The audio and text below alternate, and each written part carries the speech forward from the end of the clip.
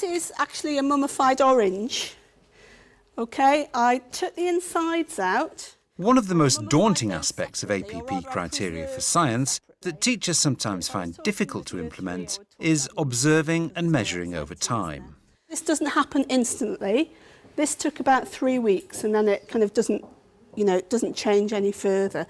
But CPD trainer Deborah Herridge has devised a simple investigation which can be started in the classroom and continued at home, and uses the ancient Egyptians' method of body preservation known as mummification.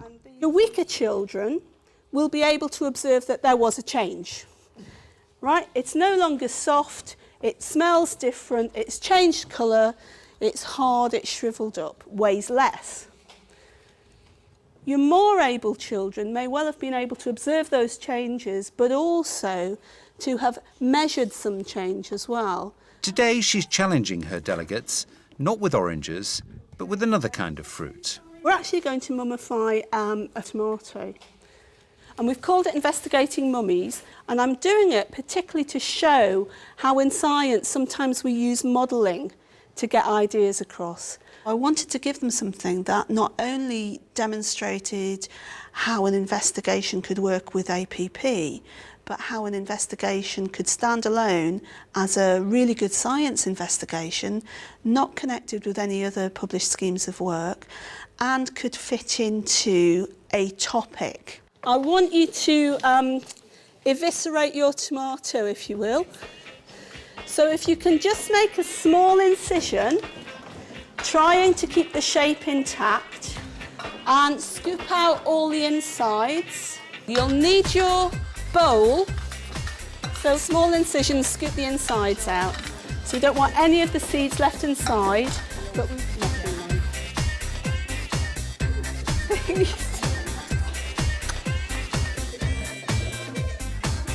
First of all, you have to remove the insides, and then we looked at the processes of drying.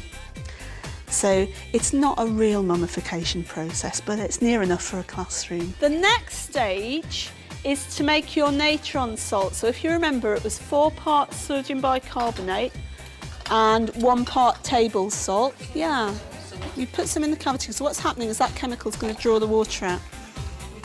Now at this point you need your sandwich bag, because your homework for the next 3 weeks is to put this in a nice, warm, airy place and watch what happens. I wanted to have a standalone science investigation that was valid scientifically, so that the children were thinking about what they were trying to find out, what they were trying to measure, how they were going to do it, all of those investigative steps, but also that it would teach them something about what was going on thousands of years ago.